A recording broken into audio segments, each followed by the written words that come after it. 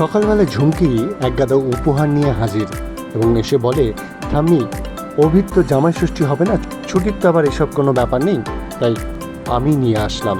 ঠিক সেই সময় ওপর থেকে অভি হাতে মাছ আর মিষ্টির হাঁড়ি নিয়ে নেমে আসে এবং অভিকে দেখে অবাক হয়ে যায়। তারপরে অভি ছুটিকে ডাকে, ছুটিও নেমে আসে। ওদের দুজনকে দেখে ঠাম্মিও খুব অবাক হয় এবং ঝুমকি জিজ্ঞেস করে, এ কি, তুমি জামাই সেজে কোথায় যাচ্ছ? ছুটকি বলে, হ্যাঁ আছে, আমাদের আশ্রয় বাড়িতেই আমাদের সাবিত্রী নেমন্তন্ন করেছে বলে তারা সেখানে চলে যায়।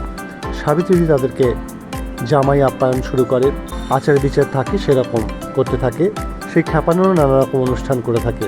তারপর সাবিত্রী এক অভিনবত্ব দেখায়, আশ্রয় বাড়ির বেশ কয়েকটা বাচ্চা শাশুড়ি সেজে অভিকে বরণ করে ও তার জামাই ষষ্ঠী পালন করে, যা দেখে অভি সঙ্গে সঙ্গে ভিডিও কল করে বাড়িতে ঠাম্মিকে দেখায় এবং সেই ভিডিও কলে বাড়ির সকলে মিলে দেখে এবং ভীষণভাবে রেগে যায় ঝুমকি এবং ঠাম্মি আর অভির দিদি।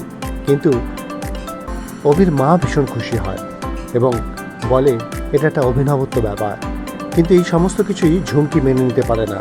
ঝুমকি বলে এর প্রতিশোধ নেবেই, জামাই ষষ্ঠী বিগড়ে যাবে না তো। সমস্ত খবরের আপডেট পেতে দেখতে থাকুন এক ক্লিকে বিনোদন।